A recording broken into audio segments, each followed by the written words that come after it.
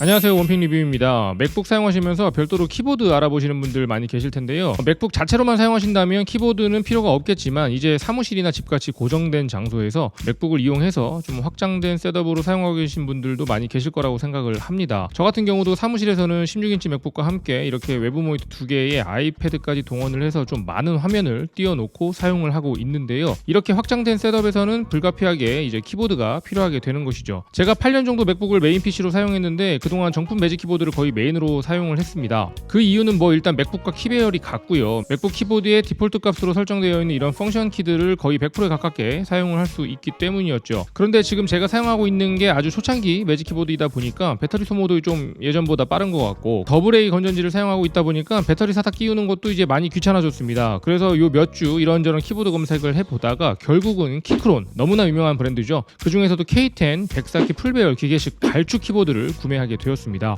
요즘 기계식 키보드 정말 많은 제품들이 있던데 사실 기계식 키보드는 예전에 제가 취향 때문에 구매해서 접해봤다기보다는 정말 리얼로 그 옛날 AT, XT 이런 PC 시절 있죠? 그때 경험을 한 게 전부였습니다. 그래서 개인적으로 좀 예전 향수도 느끼고 싶고 해서 이번에 한번 구매를 해보게 되었습니다. 가격은 139,000원이었는데요. 비슷한 형태의 애플 정품 매직 키보드도 149,000원입니다. 제가 같은 값이면 그리고 웬만하면 정품을 먼저 경험해보자 라는 생각을 갖고 있어서 살짝 고민을 하긴 했는데 너무 오랜 시간 이런 슬림한 형태 키보드만 사용하다 보니까 조금 질리는 면도 있었고 결정적으로 현재 사용하고 있는 디바이스들이 좀 여러 개 되다 보니까 멀티 페어링을 좀 써야 한다라는 점, 그리고 두 번째로 디자인의 변화도 좀 주고 싶었던 점, 세 번째로는 이 기계식 키보드의 타건감을 좀 느끼고 싶은 욕구 등등의 이유로 이것을 선택을 해봤습니다. 가격 같은 경우에는 더 비싼 것들도 있고 더 저렴한 것들도 있으니까 본인 스타일에 맞게끔 한번 골라보시면 되겠어요.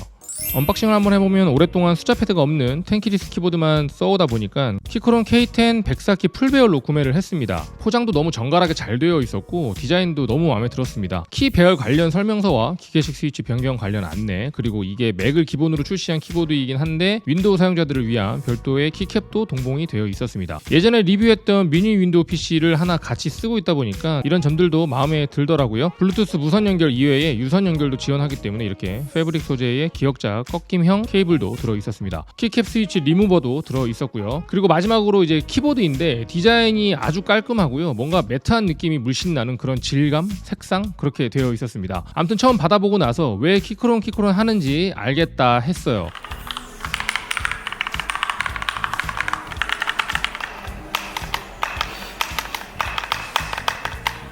오랜만에 이렇게 툭 튀어나온 키캡의 높이 그리고 이런 키보드를 보니까 기분이 상당히 좋더라고요. 언박싱은 이 정도로 하고요. 저도 키보드에 대한 지식이 많이 부족하다 보니까 이래저래 알아보다가 이번에 갈축으로 구매를 해봤는데 타건감을 느끼고 싶기는 했는데 사무실에 저 혼자만 있는 게 아니다 보니까 직접적으로 짤깍짤깍 혹은 딱딱딱딱 거리는 소리가 청각적으로나 촉각적으로 확실히 피드백을 주는 이런 청축보다는 타건감만 적당히 느끼면서 딱딱거리지 않는 갈축으로 구매를 해봤습니다. 키보드 타건감이란 건 워낙 개인차가 심하기 때문에 뭐가 좋고 뭐가 나쁘다라고 말할 수는 없는 것 같아요. 주변에도 보면 비교적 고가의 무접점 키보드 같은 거 구매하셨다가 도로 기계식 키보드로 돌아오시는 분들도 있고 그러더라고요. 아무튼 갈축은 청축처럼 소리를 내기 위한 부품이 따로 작동되는 건 아니고 그저 손끝에 걸리는 이런 촉각적 피드백만 주로 주기 때문에 이게 또 조심히 쳐보면 의식 안 하고 막 칠 때보다 좀 조용해지기는 하더라고요. 그렇다고 소음이 아예 없는 건 아니고요.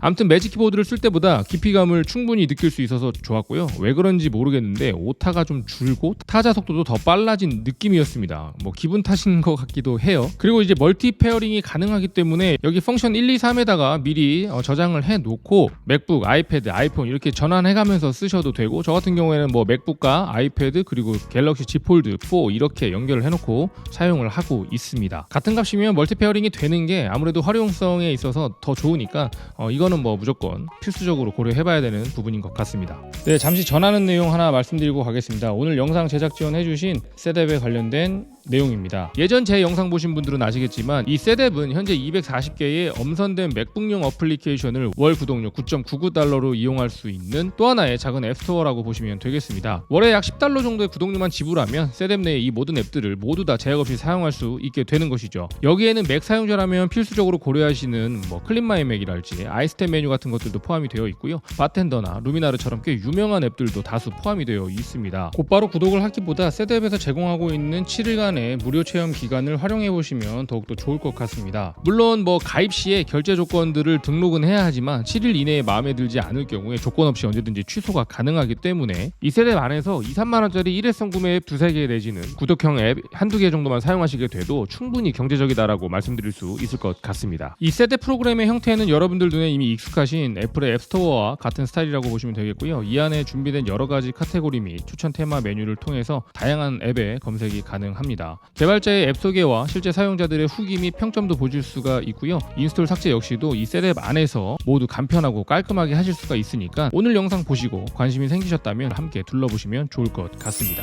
다시 키크론 기계식 키보드 리뷰로 돌아와서 호환성 부분을 한번 살펴보도록 하겠습니다. 일단 윈도우 맥 모두 지원할 수 있게 사이드에 이렇게 토글 키도 있고요. 여기 LED 인디케이터에도 맥 윈도우로 구분이 되어 있습니다. 만약 윈도우 맥을 자주 변경해 가면서 쓰시는 분들이라고 하면 이런 인디케이터가 있는 건 아주 좋은 것 같아요. 그 옆에는 넘락, 캡슐락 표시 등도 있었고요. 그리고 이런 블루투스 5.1이나 지원하는 무선 키보드에서 굳이 이렇게 유선 사용도 가능하게 해준 것도 마음에 들었습니다. 굳이 블루투스를 사용할 수 있음에도 약간 레트로한 느낌을 주기 위해서 케이블을 별도로 구비하시고 연결해서 사용하시는 분도 있던데 개인적으로는 제가 맥 사용하면서 홈택스나 몇 가지 업무 때문에 아주 극히 제한적으로 사용하고 있는 미니 윈도우 PC가 하나 있습니다. 이 녀석이 블루투스가 있음에도 불구하고 성능이 그리 좋지 않아서 좀 버벅대다 보니까 기존에 이런 구형 유선 키보드를 연결해 놓고 사용했는데 키보드를 이렇게 두 개씩 연결해 놓으니까 좀 좁고 좀 별로였죠. 그런데 여기에 함께 동봉된 USB A to C 타입 케이블로 윈도우 PC에 상시 연결을 해 놓았다가 사용할 때만 가볍게 연결을 해줄 수 있고 여기 토글키로 맥 윈도우 전환, 블루투스 케이블 변환도 손쉽게 할 수 있어서 너무너무 좋았습니다. 일단 호환성에서는 아주 박수를 쳐주고 싶어요. 그 밖에 백라이트는 RGB와 화이트 LED 중에 선택이 가능하더라고요. 저는 RGB보다는 이제 화이트 LED로 선택을 해봤고요. 여기 백라이트 전환 키캡도 주황색으로 변경을 해줄 수 있었습니다. 여기서 이 주황색 키를 이제 한번 누를 때마다 LED 스타일이 바뀌니까 이것도 아주 마음에 들었고 밤에 이 키보드를 사용하는 그 만족도가 좀 더 높아지는 것 같습니다. 저는 추후에 여기 키 스위치를 좀 변경할 수 있지 않을까라는 생각에 핫스한 모델로 구매를 해봤는데 이것도 옵션에서 가능한 것과 그렇지 않은 것으로 선택할 수 있으니까 한번 참고해 보시고요. 배터리는 4000mAh로 꽤 대용량입니다. 백라이트 오프 상태로 최대 240시간까지 사용 가능하고 화이트 LED 기준으로는 68시간, RGB 기준으로는 72시간이라고 하네요. 네, 그럼 영상 정리하면서 이런 분들에게 한번 추천을 드려봅니다. 일단 맥이랑 완벽 호환되는 서드파티 제품 알아보셨던 분들에게 강력하게 추천드릴 수 있을 것 같습니다. 키 구성이나 펑션키 등등 대부분 동일하기 때문이죠. 다만 이제 이 펑션키 기능은 제가 쓰고 있는 M1 프로 맥북의 방해 금지나 받아쓰기, 스팟라이트 같이 꽤 최근에 리뉴얼된 키들은 없고요. 대신에 음악 재생과 관련된 예전과 같은 그런 키 배열이니까 이거는 한번 참고를 해보시면 좋을 것 같습니다. 두 번째인데요. 앞서 말씀드린 대로 저처럼 업무상 윈도우와 맥을 좀 자주 오가셔야 하는 분들에게 추천을 드려요. 간단하게 토글키로 윈도우 맥 전환이 가능하고 C타입 포트와 함께 유선 연결까지도 가능하니까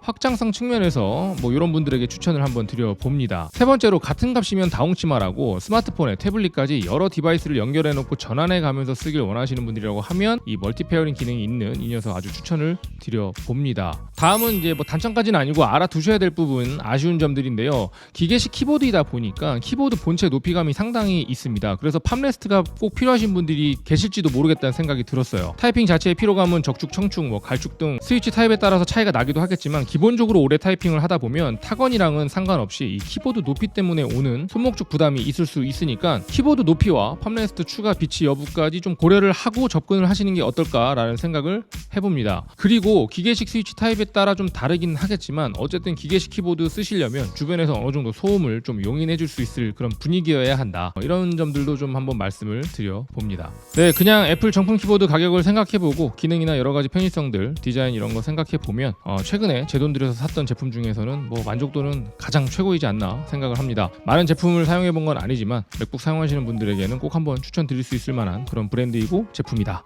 말씀드려봅니다. 저는 집에다 놓고 사용할 용도로 또 다른 라인업의 키크론 키보드를 지금 알아보고 있습니다. 다시 구매를 하게 되면 다른 종류의 키보드도 한번 리뷰를 해보도록 하겠습니다. 그럼 오늘 영상 여기까지 하겠고요. 봐주셔서 감사합니다. 원픽 리뷰였습니다.